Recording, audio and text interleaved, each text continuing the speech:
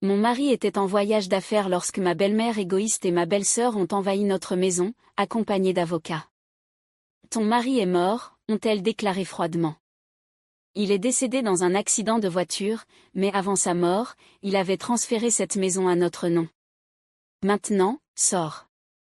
Je suis restée paralysée, l'esprit confus, essayant de prendre mon téléphone pour appeler David, mais il était éteint.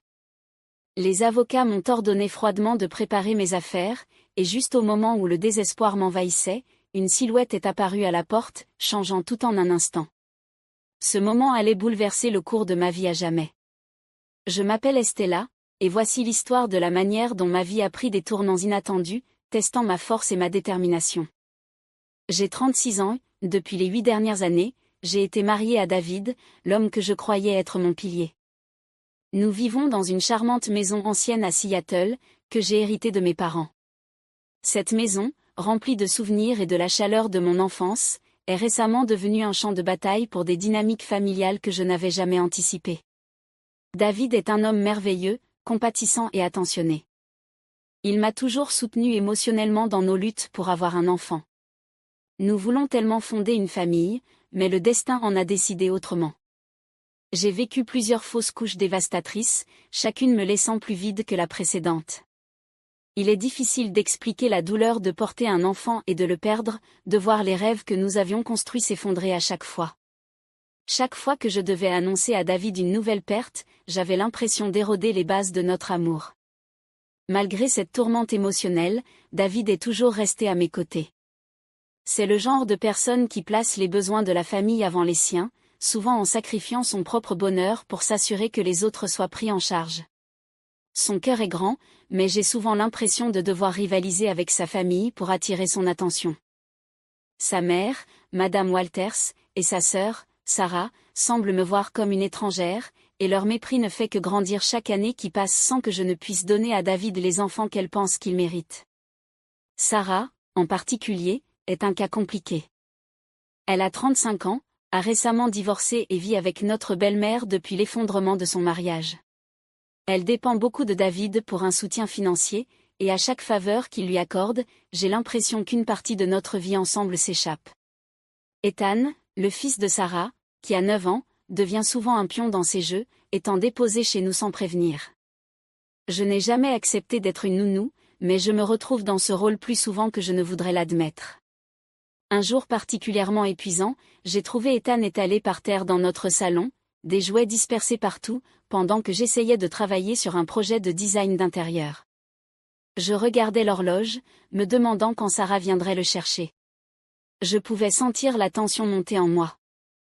À ce moment-là, Sarah est entrée sans frapper, son regard balayant la pièce. « Estella, tu pourrais t'assurer qu'Ethan fasse ses devoirs, dit-elle d'un ton désinvolte en se jetant sur le canapé. J'ai des choses à régler. Bien sûr, Sarah, ai-je répondu avec un sourire forcé, bien que la frustration bouillonnait en moi. Mais j'ai aussi des échéances à respecter aujourd'hui, ajoutai-je. Elle fit un geste de la main, indifférente. Là, tu t'en sortiras. Qu'est-ce que tu as vraiment d'autre à faire ici de toute façon? J'ai pris une grande inspiration, essayant de garder mon calme.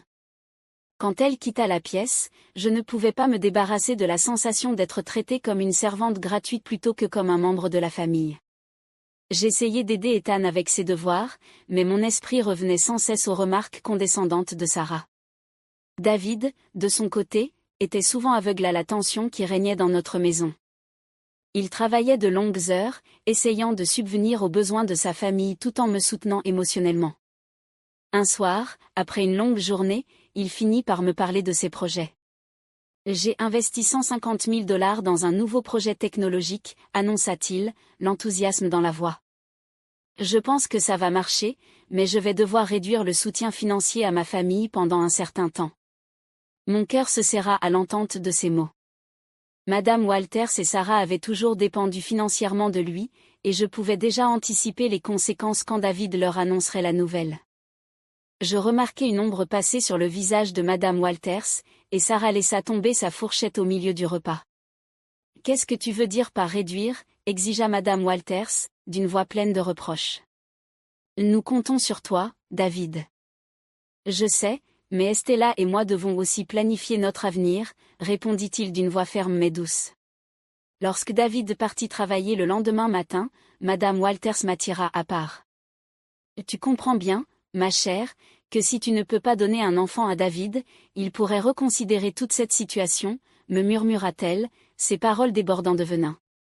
Je sentis un nœud dans ma gorge, mais je réussis à répondre, David et moi sommes ensemble dans cette épreuve, nous trouverons une solution. Alors qu'elle s'éloignait en voiture, je restais là, debout sur le pas de la porte, les regardant partir, le poids de leurs attentes m'écrasant. Ma maison, autrefois un sanctuaire rempli d'amour, était devenue un lieu où la trahison et le ressentiment se cachaient dans chaque recoin. Les jours se transformèrent en semaines, et la tension à la maison ne cessait de croître.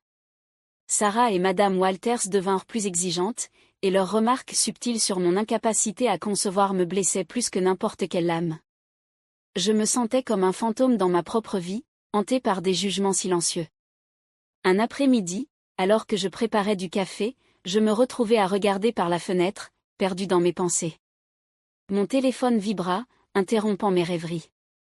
C'était un message de David, m'informant qu'il devait partir pour un voyage d'affaires de quelques jours. Pendant son absence, j'espérais trouver un moment de paix pour organiser mes idées, mais la paix était un luxe que je ne pouvais me permettre. Ce soir-là, assise dans le silence, j'avais l'impression que le monde autour de moi se refermait. J'ignorais encore que la véritable tempête était à venir, et qu'elle allait détruire tout ce que je pensais savoir sur mon mariage et les personnes en qui j'avais le plus confiance. Sans que je le sache, pendant que David était parti, Sarah et Madame Walters tramaient un plan qui allait bouleverser ma vie.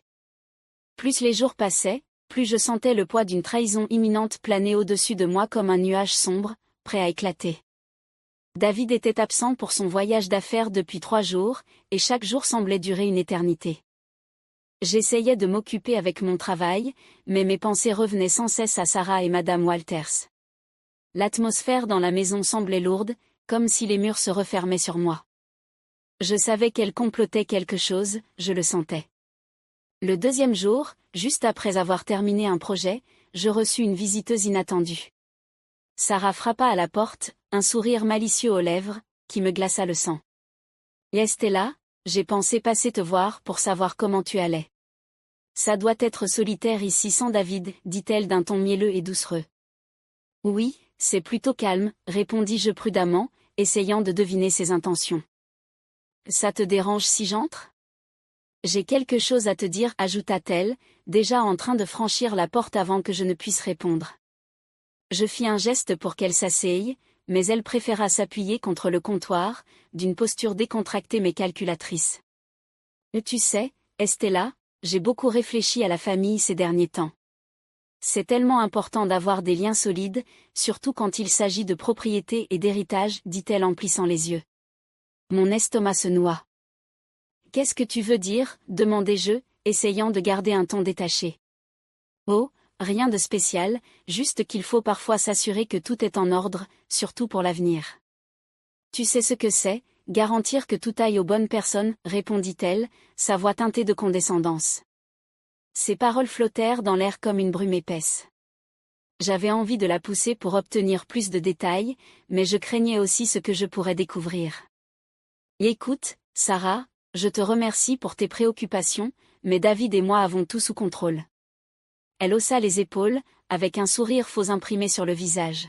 « Bien sûr, je pensais juste qu'un petit conseil ne ferait pas de mal. » La conversation semblait être un piège, et quand elle partit, un sentiment de malaise m'envahit. J'essayai de l'oublier, mais ce sentiment oppressant dans mon estomac refusait de disparaître. Cette nuit-là, je me retournai dans mon lit, incapable de me débarrasser de l'impression qu'un événement important allait se produire. Le lendemain matin, je me réveillai avec un message de David me demandant comment se passaient les choses à la maison.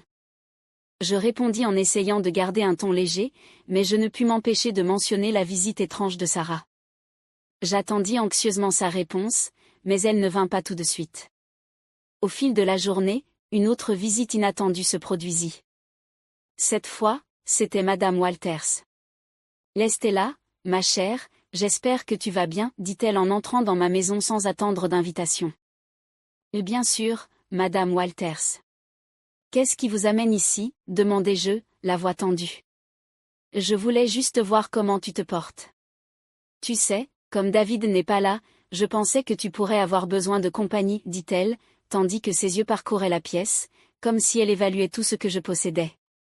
Merci, mais je suis bien, juste occupée avec le travail, répondis-je, essayant de raccourcir la conversation.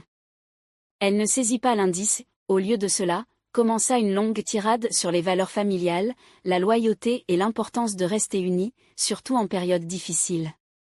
Ses paroles avaient un ton insidieux, comme si elle essayait de semer le doute dans mon esprit. Et tu sais, ma chère, dit-elle, changeant légèrement de ton, la famille, c'est tout. Il est crucial de s'assurer que les bonnes personnes héritent de ce qui leur revient de droit. Je sentis un frisson me parcourir l'échine.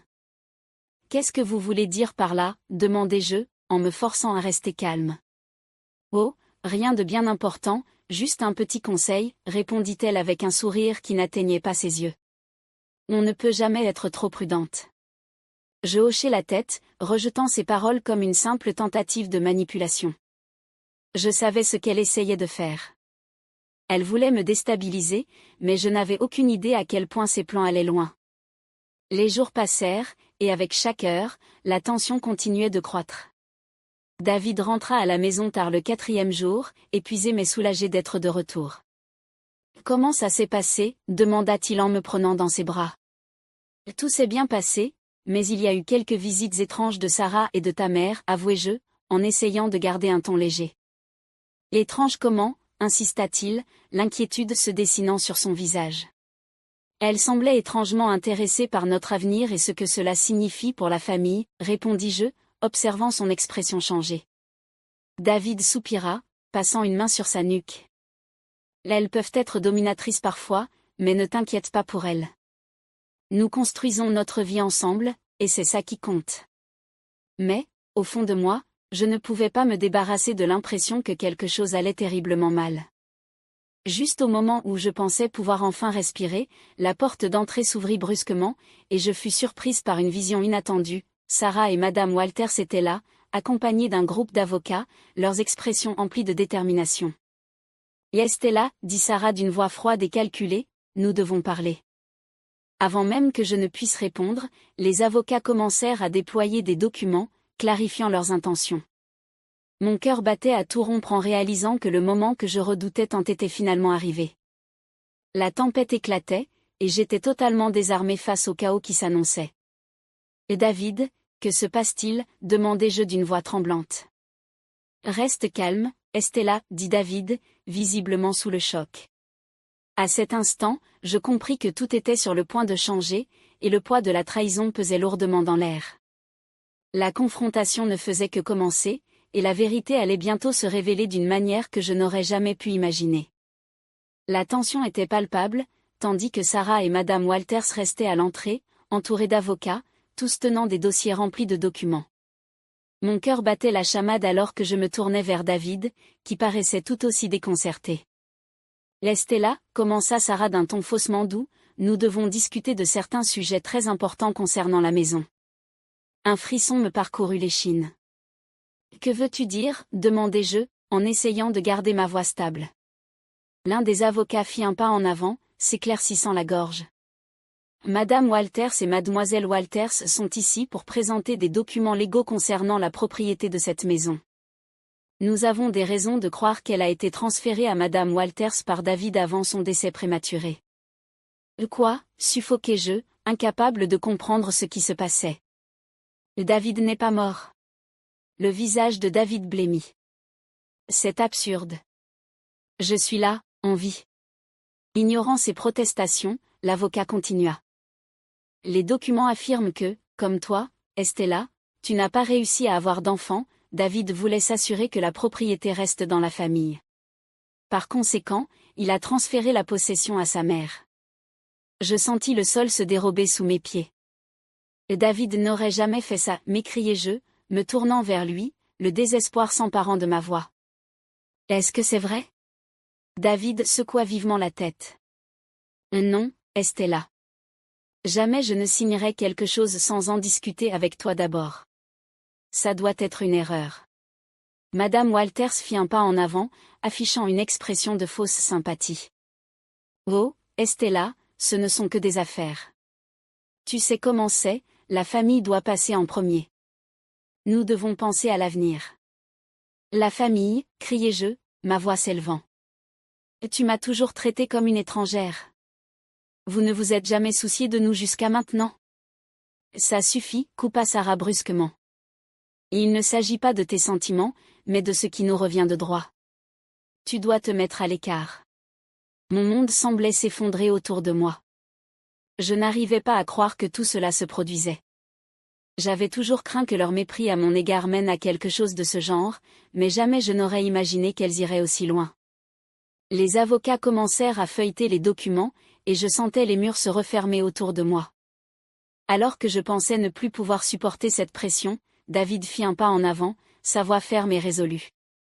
Vous deux, vous pensez pouvoir entrer ici et prendre ce qui m'appartient?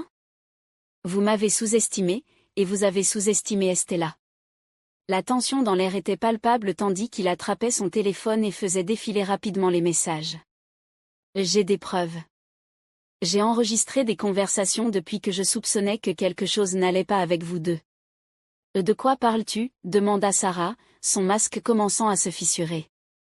La voix de David s'affirma tandis qu'il poursuivait. Je sais ce que vous avez manigancé pendant mon absence. Je sais que vous complotiez pour prendre cette maison et mes biens. Le visage de Madame Walters devint rouge de colère, et elle s'approcha de David. Et tu n'as pas le droit de parler ainsi à ta mère. Tu es en train de dramatiser. Dramatiser, répondit-il, incrédule.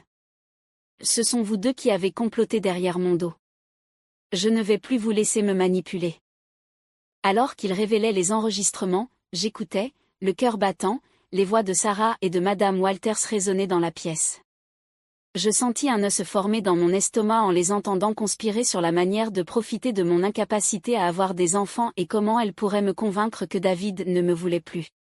Non, gémis-je, les larmes me montant aux yeux. Une vague de trahison et de colère me submergea à l'égard de la mère et de la sœur de David. À chaque nouvelle conversation enregistrée qui défilait, les visages de Madame Walters et de Sarah blanchissaient, et l'assurance arrogante avec laquelle elles étaient entrées disparaissait peu à peu. Ce n'est pas fini, David, murmura Sarah d'une voix basse et menaçante. Tu vas le regretter. Mais avant que je ne puisse répondre, David avait déjà appelé la police. Je souhaite signaler une fraude et une conspiration, dit-il fermement, sa voix calme, alors que les sirènes se faisaient entendre au loin. Madame Walters me lança un regard désespéré. Et Estella, je t'en prie, ne laisse pas cela arriver. Nous sommes une famille, nous pouvons régler ça. Une famille, répondis-je, me sentant soudainement plus forte. Et tu ne m'as jamais traité comme de la famille. Vous vouliez tout me prendre. Je ne reculerai pas. La sonnette retentit et les policiers entrèrent rapidement. Nous avons reçu un signalement concernant une perturbation. Que se passe-t-il ici? Demanda un des policiers en scrutant la scène. David fit un pas en avant, désignant Madame Walters et Sarah. Elles ont tenté de prendre frauduleusement mes biens et ma propriété. Elles ont conspiré contre moi et ma femme. Les policiers évaluèrent rapidement la situation. Tandis qu'ils commençaient à recueillir des informations, je ressentis une vague de soulagement m'envahir. La vérité émergeait enfin, et pour la première fois, je me sentais en sécurité. Alors que les policiers me notaient Sarah et Madame Walters, leurs visages déformés par la colère et la stupéfaction, je ne pus m'empêcher de ressentir un mélange de peur et d'euphorie. La bataille était loin d'être terminée, mais j'avais franchi le premier pas vers la reconquête de ma vie. Avec David à mes côtés, je réalisais que j'étais prête à me battre. Ce n'était plus seulement une question de maison, il s'agissait de notre avenir, de notre amour et de la vérité qui nous libérerait. Alors que les policiers emmenaient Sarah et Madame Walters, je ressentis une vague d'émotions contradictoires, du soulagement, de la colère et une nouvelle sensation de force. David était à mes côtés, son visage exprimant à la fois la détermination et l'inquiétude.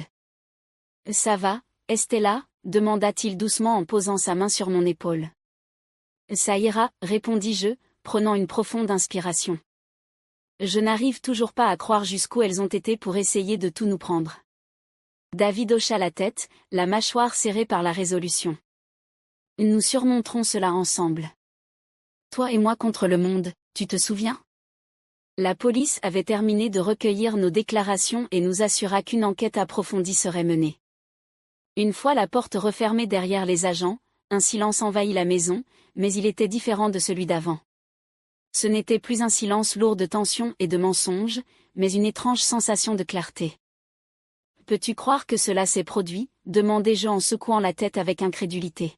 « Elles ont comploté contre nous pendant ton absence. » C'était comme vivre un cauchemar.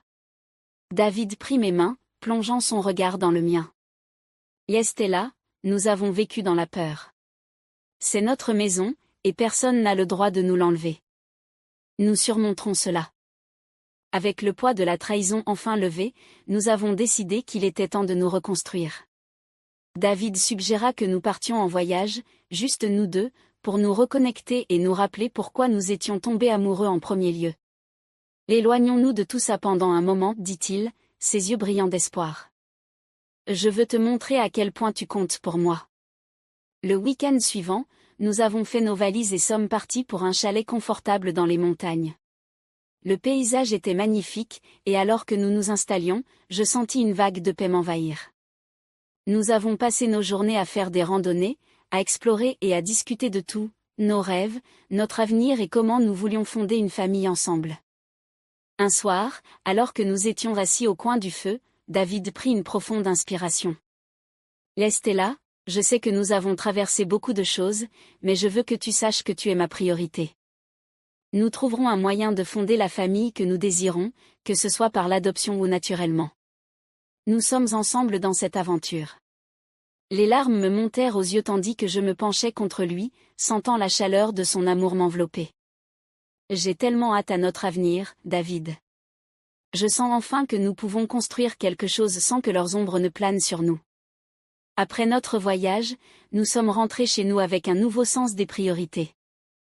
Nous avons décidé de commencer les démarches pour l'adoption, une idée dont nous avions toujours parlé, mais sans jamais la concrétiser. Cela nous semblait être la bonne étape à suivre, une manière de remplir notre maison d'amour et de rire, quelles que soient les circonstances auxquelles nous avions été confrontés. Alors que nous nous ajustions à ce nouveau chapitre, je trouvais de la joie dans les petites choses, décorer la maison avec des couleurs qui m'apportaient de la sérénité, planifier notre avenir, surtout, l'idée d'accueillir un enfant dans notre vie me remplissait d'excitation.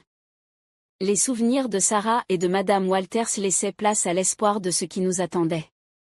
Notre existence n'était plus obscurcie par la déception ou les mensonges, au contraire, elle brillait des opportunités qui se présentaient à nous. David et moi étions plus forts que jamais, prêts à embrasser notre nouveau départ et toutes les aventures qu'il nous réservait. Finalement, j'avais compris qu'il faut parfois se battre pour ce que l'on aime. Cette épreuve m'avait transformée, mais elle avait également mis en lumière l'intensité de notre lien. En fermant la porte sur le passé, je savais que nous étions prêts à affronter l'avenir, main dans la main, avec des cœurs entrelacés et remplis d'amour.